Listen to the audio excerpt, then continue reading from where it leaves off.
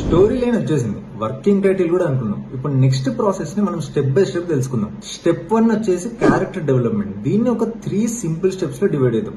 First వచ్చేసి protagonist గురించి రాయడం, అంటే మన హీరో గురించి. ఫస్ట్ వాడి పేరు ఏంది, అశ్వథ్ ఆల్రెడీ తెలుసుకుందాం. నెక్స్ట్ వన్ పర్సనాలిటీ ఏంది, తెలివైనోడా కాదా, ఫిజికల్లీ స్ట్రాంగా కాదా, ఎమోషనల్లీ డిపెండెంట్ ఉంటాడా ఉండడా. నెక్స్ట్ వాడి ఆస్పిరేషన్, అంటే ఓన్లీ రిచ్ అవ్వడం ఒక్కటే వాడి గోలా, లేకపోతే దానికంటే హయ్యర్ పర్స్పెక్టివ్ ఆఫ్ లైఫ్ ఏదైనా ఉందా.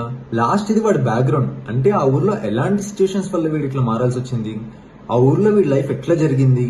సెకండ్ ఈస్ సోషల్ కనెక్షన్స్, అంటే అశ్వత్ కి వాళ్ళ మదర్ కి ఉన్న రిలేషన్ ఎట్లాంటిది, వీడికి వాళ్ళ చెల్లికి ఉన్న రిలేషన్ ఎట్లాంటిది, వాళ్ళ ఫాదర్ తో వీడి బాండింగ్ ఎలా ఉంటుంది, వాళ్ళ ఫ్రెండ్స్ తో వీడు ఎట్లా బిహేవ్ చేస్తాడు, ఒకవేళ గర్ల్ ఫ్రెండ్ ఉంటే ఆ గర్ల్ ఫ్రెండ్ తో వీడి బిహేవియర్ ఎట్లుంటది, ఆ రిలేషన్ ఎట్లుంటది అనేది social connections. Third is motivation, అంటే ఫ్రెండ్స్ ని, ఫ్యామిలీని, గర్ల్ ఫ్రెండ్ ని, ఊరు వాళ్ళని అందరినీ వదిలేసి సక్సెస్ అవుతాడో లేదో కూడా తెలియని ఒక కెరియర్ ని చూస్ చేసుకున్నాడు అంటే అది ఎంత పెద్ద డ్రైవింగ్ ఫోర్స్ అయి ఉంటది.